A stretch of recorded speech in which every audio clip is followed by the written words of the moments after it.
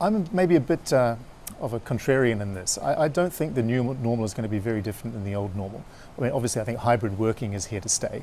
I think the elevated health safety on board and other touch points is here to stay, although probably will be perceived as less important than it currently is. But I do observe, for example, there's been travel pass apps promulgated by IATA and others, which we've tried. And I think all of our expectation was that they would be warmly embraced by customers and various airport authorities and customs and all the people involved in the travel chain, and dramatically simplify the travel process.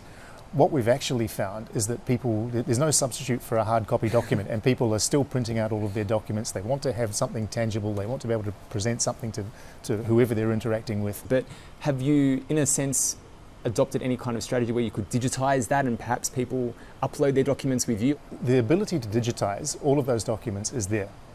It's how much do you trust the digital solution, and is that digital solution sufficiently universally accepted? Because it's not just the country you're departing from, it's the country you're arriving at or the country that you're transiting in. It's not the airline, it's also the airport, the ground handler, the customs folk, the border security folk, the gate staff security folk.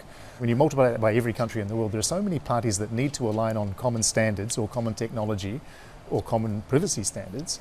There's not universal enough adoption of common standards that the consumer feels, okay, this is ubiquitous, I'm going to go through this effort because it's going to be worth it whenever I travel. So you don't think we're going to get there? I was very optimistic that this would be the catalyst that we've all been waiting for to get all of the parties on board, governments, airports, everyone, to come up with a common set of standards to make the customer journey easier. It doesn't seem to have been the case yet. I remain hopeful, but I'm yet less hopeful than I was at the beginning. Would you ever, at Scoot, accept cryptocurrencies for flights?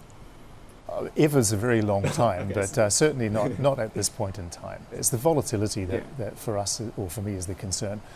We accept a huge swath of different payment types, and it's an area that is absolutely proliferating. The number of payment platforms is growing by the day.